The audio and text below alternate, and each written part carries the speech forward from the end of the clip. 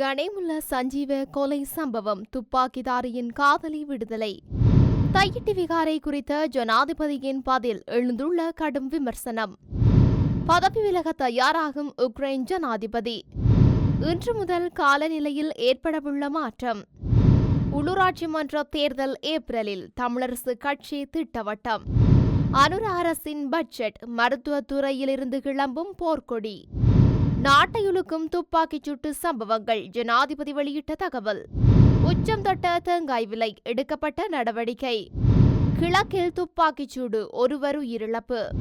எம்பிகளின் பாதுகாப்பு குறித்து அமைச்சர் வெளியிட்ட தகவல்.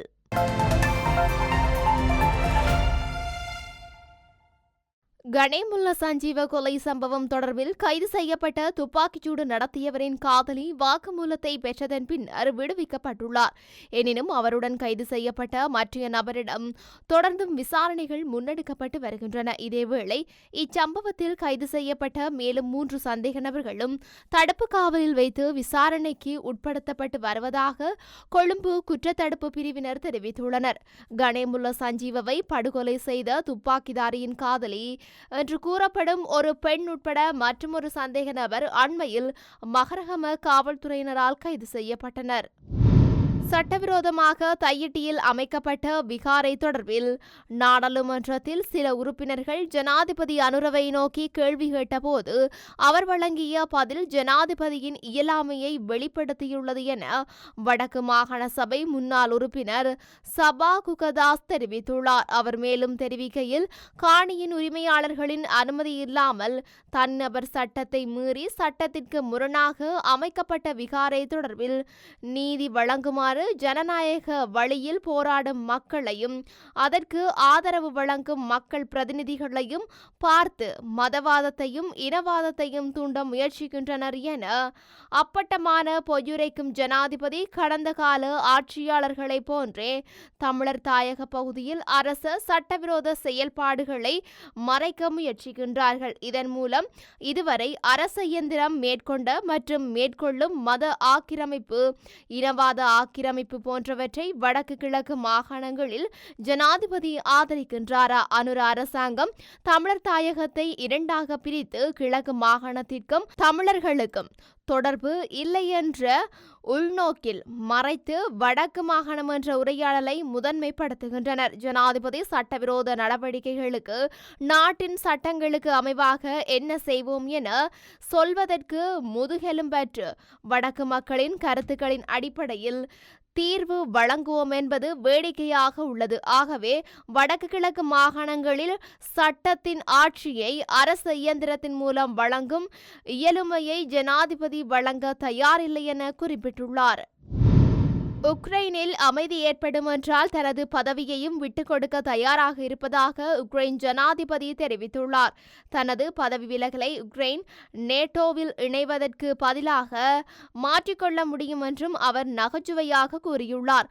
அமெரிக்க ஜனாதிபதி டொனால்ட் ட்ரம்பை உக்ரைனுக்கு ஒரு கூட்டாளியாகவும் கியேவ் மற்றும் மாஸ்கோ இடையே ஒரு மத்தியஸ்தராக மட்டும் பார்க்க விரும்புவதாகவும் செலன்ஸ்கி கூறியுள்ளார்.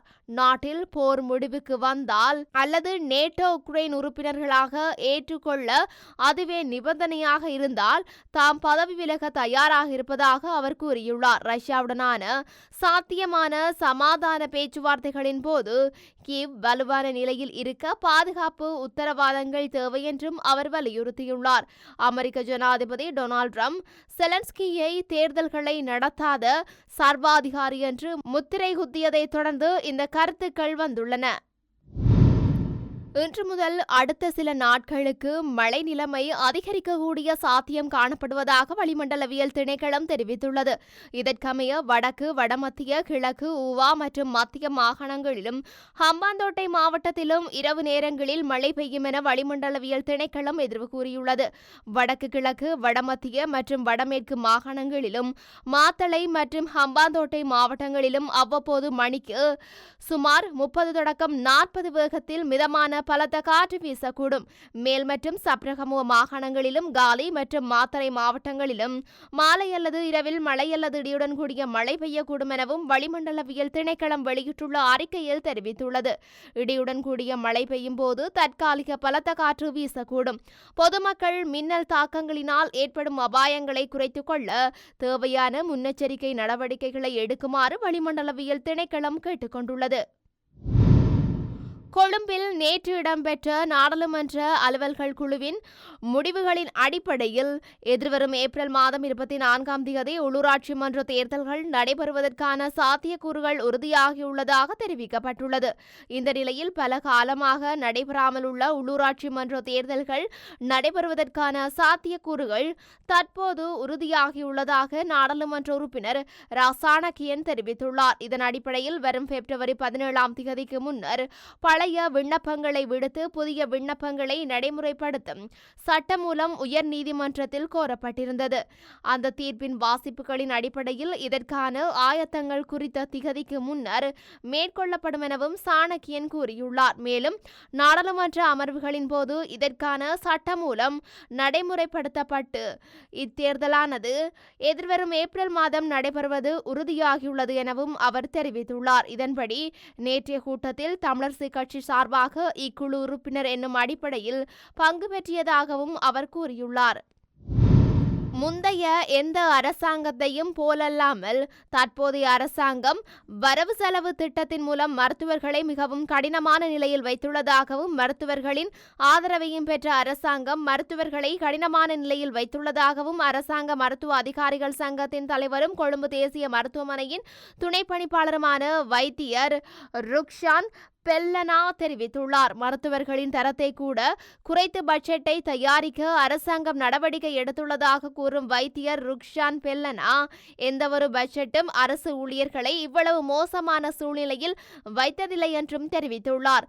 ஜனாதிபதி அனுரகுமார் திசாநாயக்கவின் அரசாங்கத்தின் நியமனத்தை 80% அதிகமான மருத்துவர்கள் ஆதரித்ததாகவும் தேசிய மக்கள் சக்தி அரசாங்கத்தில் சுமார் 15 மருத்துவர்கள் நாடாளுமன்ற உறுப்பினர்களாக பணியாற்றி வருவதாகவும் அவர் கூறினார்.